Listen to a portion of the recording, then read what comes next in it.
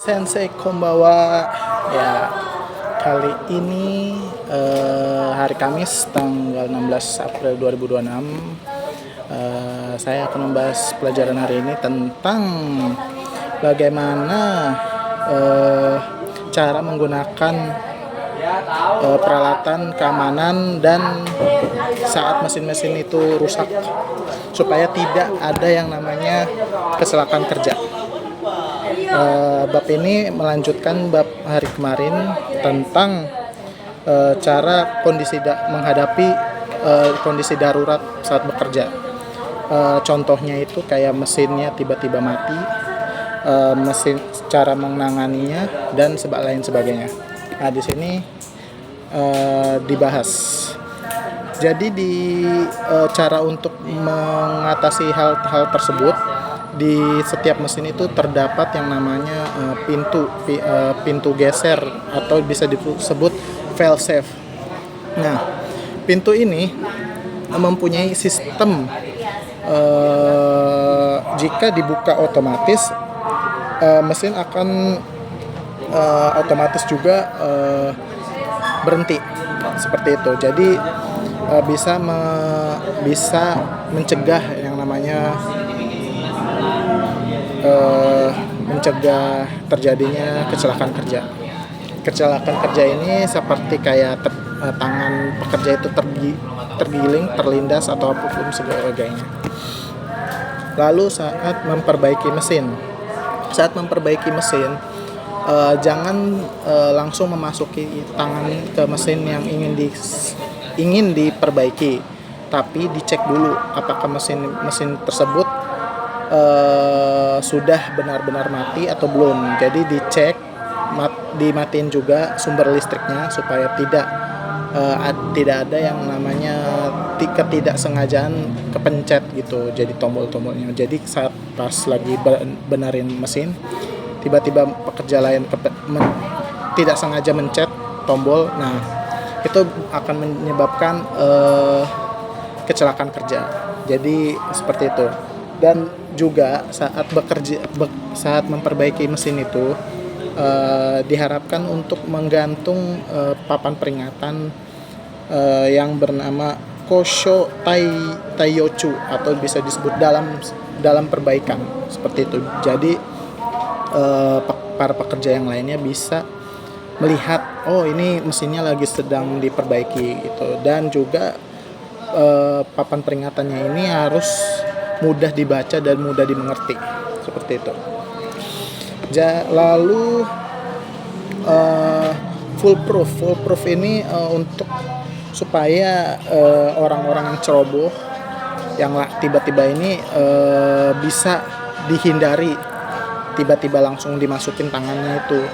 Jadi kegunaannya itu jadi pintunya dibuka, lalu mesin langsung berhenti gitu. Di mesin ini foolproof itu kayak apa ya, mesin gear ditutupi. Nah, jadi tiba-tiba ada yang ceroboh gitu, nah itu tidak bisa masuk ke gearnya itu, seperti itu. Terus dalam pemeriksaannya ini, jika mesin tidak stabil, itu harus dicek maintenance, walaupun lagi sibuk ataupun apapun itu, lagi banyak produksi yang bagus, itu harus mesin-mesin harus tetap di maintenance supaya terjaga keamanan dan keselamatan pekerja, seperti itu. Lalu bahan pembersih dan bahan kimia itu tidak boleh didekatkan pada barang-barang yang panas. Jadi jika diletakkan di barang-barang yang panas seperti oven atau apapun sebagainya, itu akan menyebabkan kebakaran, karena gas bahan-bahan cairan seperti itu bisa mengakibatkan kebakaran dan bisa merugikan perusahaan, seperti itu. Lalu jika kondisi terjadi tiba-tiba mesin tidak stabil atau apa yang tidak normal, itu harus segera dikakunin. Jadi dinilai jika menurut diri sendiri itu sudah wah ini harus dibenerin ini, nah itu harus dikakunin ke Sekininsa, jadi bisa segera diperbaiki. Atau jika udah mulai buruk, jika sudah bisa menanganinya sendiri dengan tetap harus dikakunin Hokoku ke Sekininsa, seperti itu. Terus jika ada kecelakaan pada pekerja lain, itu saat menolongnya itu jangan tiba-tiba panik, tetap tenang dan tetap tidak berlari atau apapun itu, dan langsung menolong di pekerja itu.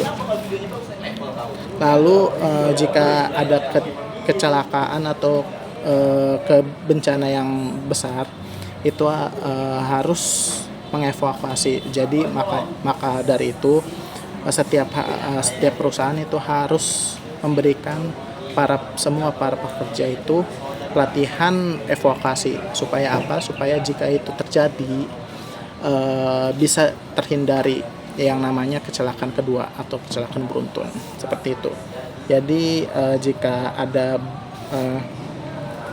jika mesin-mesin kayak mengeluarkan bau yang tidak sedap atau mengeluarkan suara atau tidak beroperasi dengan baik, segera Hokoku kepada Sekininsa, biar Sekininsa itu segera memperbaikinya, seperti itu. Dan juga orang-orang yang kurang berpengalaman itu harus tetap belajar menguasai setiap pekerjaannya dan setiap SOP di tempat kerja. Supaya apa? Supaya menghindari yang namanya kecelakaan kerja yang tidak ingin terjadi. Ya, sekian dari penjelasan saya untuk pelajaran hari ini. Semoga bermanfaat untuk saya ke depannya. Terima kasih.